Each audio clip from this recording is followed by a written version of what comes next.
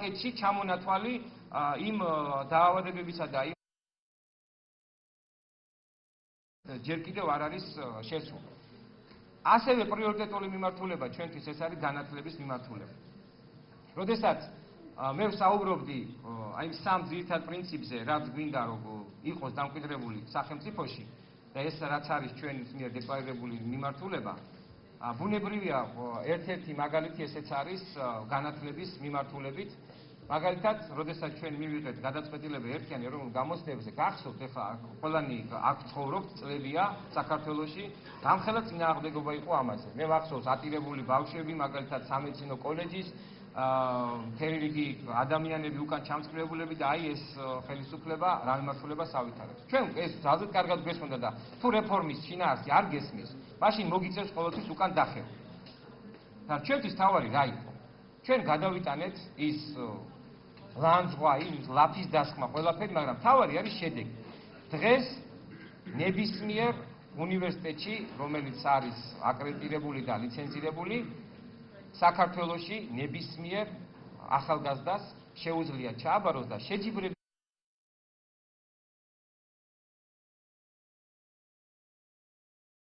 დამოკიდებულება, როგორც ადრე იყო, რომ იყავი თუ არ იყავი მინისტრის ნათესავი, იყავი თუ არ იყავი გამგებლის ახლობელი, პოლიციის უფროსის, უშიშროების უფროსის და რამდენად ქონდა დაუშვათ მამაშენი რამდენად იყო ბიზნესმენი, რომ ფული მოეცა და გადაგეხადა სადღაც და ვიღაცისთვის ზემოდან გეყურებინა. ეს სისტემა მოიშალა და ეს ქმნის იმას, რომ ადამიანებს უჩნდებათ იმის განცდა, რომ საზოგადოებაში თავისი ცოდნით შეუძლია მოიპოვონ მაღალი სოციალური მობილურობა და ჩვენი ბავშვების, ჩვენი ახალგაზრდების კონკურენტები აქ იმდენად საქართველოში ნაკლებად არის. მათი კონკურენტები არის სხვა ქვეყნებში, ძალზედ განვითარებულ ქვეყნებში, სადაც აპრობირებული არის მსგავსი მიმართულებები. ეს არის ისინი არიან მათი კონკურენტები. როდესაც ჩვენ საუბრობთ, რომ ინგლისური ენის სწავლება და უცხო ენის სწავლება უნდა იყოს გაძლიერებული და ამაზე თანხების ბიუჯეტიდან ჩვენ ვხარჯავთ, პირდაპირ გეუბნები. რატო ვაკეთებთ ამას? ვაკეთებთ იმიტომ, რომ ეს არის არა იმის გამო, რომ ინგლისური ენა არის უკეთესი ქართულ ენაზე. არამს და არამს, აქ არის საუბარი იმაზე, რომ ეს არის აუცილებელი ინსტრუმენტი იმის, რომ როდესაც კონკურენტი სხვა ქვეყანაში, შენი კონკურენტი ამა თუ იმ საკითხთან მიმართებაში არსებობს, ის აღჭურვილი არის უკვე ამ უნარით, ის აღჭურვილი არის უკვე ამ ცოდნით. ასევე გვინდა, რომ კომპიუტერის პროგრამა გავახანგრძლივოთ და გავზარდოთ და დაფინანსება ბიუჯეტიდან. ვფიქრობთ, რომ ეს არის ძალზედ მნიშვნელოვანი და სულაც არ არის ეს გადადგმული ნაბიჯი წიგნის კითხვის წინააღმდეგ. წიგნი უნდა იკითხო და არავის არ უთქავს, რომ გინდა თუ არა კომპიუტერს რო შემოვიტანთ სკოლაში, ამ წიგნის კითხვას თავიდან დაანებო. პირიქით, წიგნი უფრო მეტი უნდა იკითხო. მაგრამ კომპიუტერი აი ამაზე არის საუბარი. ამიტომ განათლების მიმართულება ჩვენც არის ძალზედ მნიშვნელოვანი. მე ვიცი, რომ აქ პედაგოგებიც ესწრებიან, პირდაპირ გეტყვით, არის ხოლმე მოსაზრება, რომ მაგალითად პედაგოგების ხელფასი ისე მოჭრილად პედაგოგების ხელფასზე მოხდეს გაორმაგება ყველასთვის ერთნაირად და ასე შემდეგ. ჩვენ ვთვლით, რომ ეს არ იქნება სწორი მიმართულება, გამომდინარე იქიდან, რომ თუ ერთგვარი სტიმული არ ჩადე ამ მიმართ დაფინანსებაში, სხვანაირად უფრო მაღალ ხარისხიან სწავლის პროდუქტს ვერ მივიღებთ უშუალოდ სკოლიდან, ხო? აქედან გამომდინარე, ჩვენ მივაბით სწორედ გარკვეულ საკითხებს აღნიშნული თანხობრივი სტიმული, ეს არის როგორც ინგლისურ ენაზე, ეს არის ასევე კომპიუტერზე და ბუნებრივია გამოვა რაღაც გარკვეული რაოდენობა პედაგოგები საქართველოში, ვინც 1000 ლარსაც აიღებენ. მე ძალზედ კარგად მესმის განსაკუთრებით პედაგოგების, იმიტომ რომ მე თვითონ პედაგოგების ოჯახიდან ვარ და ეს ჩემი არის მასწავლებელი. მე ვიცი ყოველ საღამოს როგორ გადის საკითხს, რომელიც მეორე დღეს უნდა მიუხედავად იმისა, რომ უკვე რამდენი წელია, რამდენი ათეული წელია ასწავლის, მაინც ყოველდღურად როგორ ემზადება. მე მასწავლებელი მარტო სკოლაში არ მყავს ნანახი, სახლში მყავს ნანახი და ვიცი რომ მასწავლებელი როგორ ემზადება წინა დღეს, მეორე დღეს ბავშვებთან უნდა წარსდგეს. ეს ძალზედ კარგად მესმის და გვესმის თითოეულ ჩვენთაგანს. ჩვენთვის თავარი სწორედ ამიტომ არის ის, რომ წახალისდეს და სტიმული მიეცეს სწორედ იმ პედაგოგს, რომელიც თავის თავზე მუშაობს, რომელსაც უნდა რომ უფრო მეტი ცოდნა მისცეს თავის მოსწავლეს და ესეთი მასწავლებელი ყოველთვის სასურველი იქნება მოსწავლისთვისაც და დღესაც ესე არის. ხო ეხა გადახედეთ აი სკოლებზე იმას, როდესაც ბავშვები შეყავთ ხოლმე სკოლაში არის ასე ვთქვათ გამეფებული ის რომ აი ამ მასწავლებელთან თუ მოხდება და ხოწნა მიდის ხოლმე იქნება აი ამ მასწავლებელთან მოხდეს და ასე. უნებრივია ეს დამოკიდებული არის იმაზე რომ მასწავლებელი რამდენად არის მომზადებული იმ ეტაპისთვის იმ შესაფერი დროისთვის, რომელზეც არის საუბარი. ძალიან მნიშვნელოვანი მიმართულება, რომელიც ბიუჯეტში უნდა გავითვალისწინოთ და რასაც ვითვალისწინებთ, ეს არის დევნილების საკითხი. ეს არის თემა, რომელიც მე ამასთანავე პარლამენტში მქონდა გამოსვლა და მიუხედავად იმისა, რომ ძალიან სერიოზული დებატები იყო, მე არ შემეძლო რომ არ შემეხსენებინა მათ შორის ოპოზიციური კანდიდატებისთვისაც, აქაც გვესწრებიან დღეს. ეს არის თემა, რომელიც 17 წლის განმავლობაში დევნილების საყოფაცხოვრებო პირობებთან დაკავშირებული საკითხები იყო ტაბუ დადებულ. თქვენ ვერ დამისახელებთ ვერც ერთ პოლიტიკურ ძალას, მათ შორის არც ჩვენს პოლიტიკურ ძალას, რომელიც წინა საარჩევნოდ როდესმე აცხადებდა, რომ დევნილების საყოფაცხოვრებო პირობებს გავაუმჯობესებთ. იყო მხოლოდ და მხოლოდ საუბარი იმაზე, რომ ღირსეულად დაბრუნება აფხაზეთში, ღირსეულად დახმარება და ასე შემდეგ, მაგრამ ის რომ იმხელა დიდი პრობლემაა და იმხელა დიდი საკითხი არის ეს, რომ ძალიან რთული არის ამაზე ისე რაღაცა დაპირების აღება. მაგრამ მიუხედავად ამისა, ჩვენ დავიწყეთ ამ პრობლემის მოგვარება. რა თქმა უნდა, არის ხარვეზებიც. რა თქმა უნდა, არის საკითხები, რომელიც უკეთესად გაკეთებაც არის შესაძლებელი. მაგრამ მთავარია ჩვენ დავიწყეთ და გეტყვით რომ დაახლოებით 20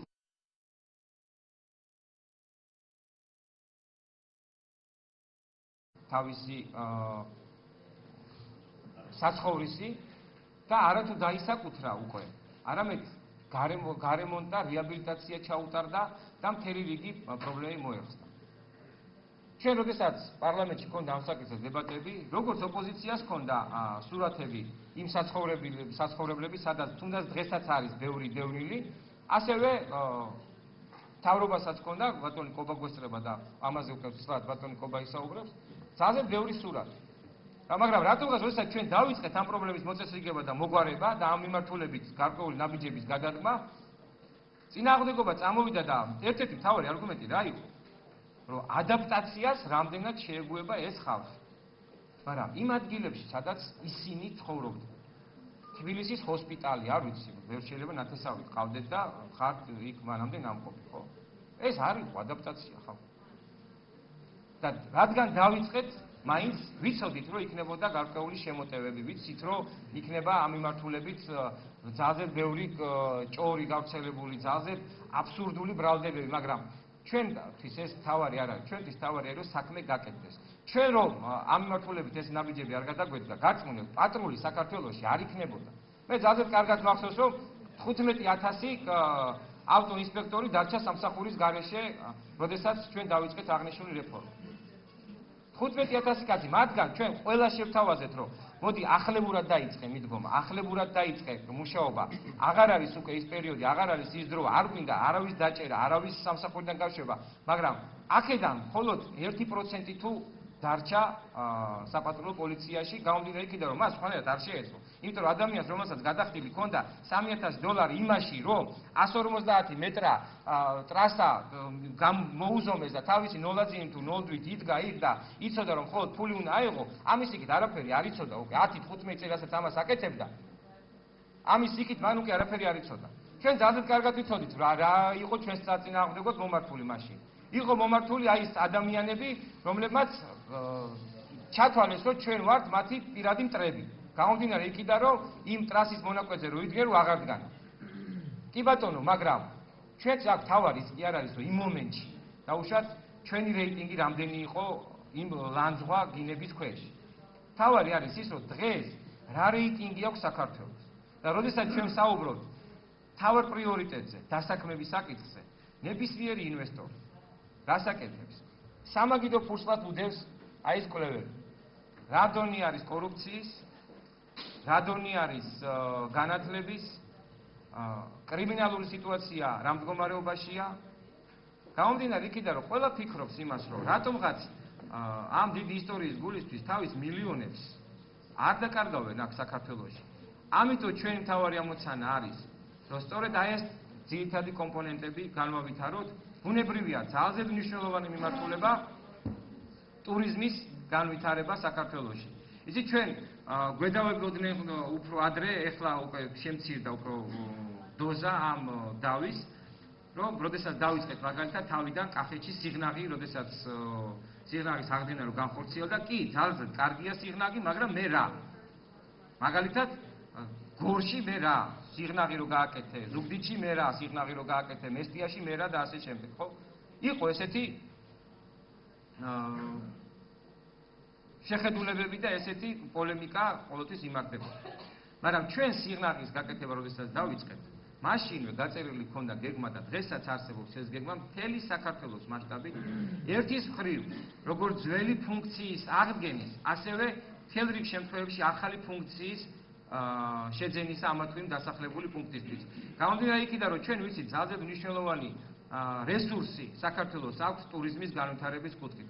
დიახ, ამიტომ არის და ამიტომ მიმდინარეობს ნებისმიერი მიმართულებით მესტიის განვითარება. ამიტომ მიმდინარეობს ზღვისპირეთის განვითარება, მაგალითად ბათუმთან, ბათუმში. ამიტომ მიმდინარეობს ანაკლიის განვითარება, ამიტომ მიმდინარეობს გუდაურის განვითარება, ამიტომ მიმდინარეობს ბაკურიანის განვითარება, მცხეთის განვითარება და კიდევ უამრავი შემიძლია ჩამოგიტოვოთ. სადაც უკვე ეს წარმატების კუნძულები არის შექმნილი და ეს ყველაფერი გადაებმევა მთელი საქართველოს მასშტაბით. აქედან გამომდინარე, ჩვენ ვფიქრობთ, რომ ეს არის ის მთავარი პრიორიტეტები, რაც გვინდა რომ ასახული იყოს 2012 წლის ბიუჯეტში, თუმცა ასევე ძალზედ მნიშვნელოვანია ყველა ის საკითხი, რომელიც ადგილებიდან მოდის. ანუ თქვენგან, თქვენი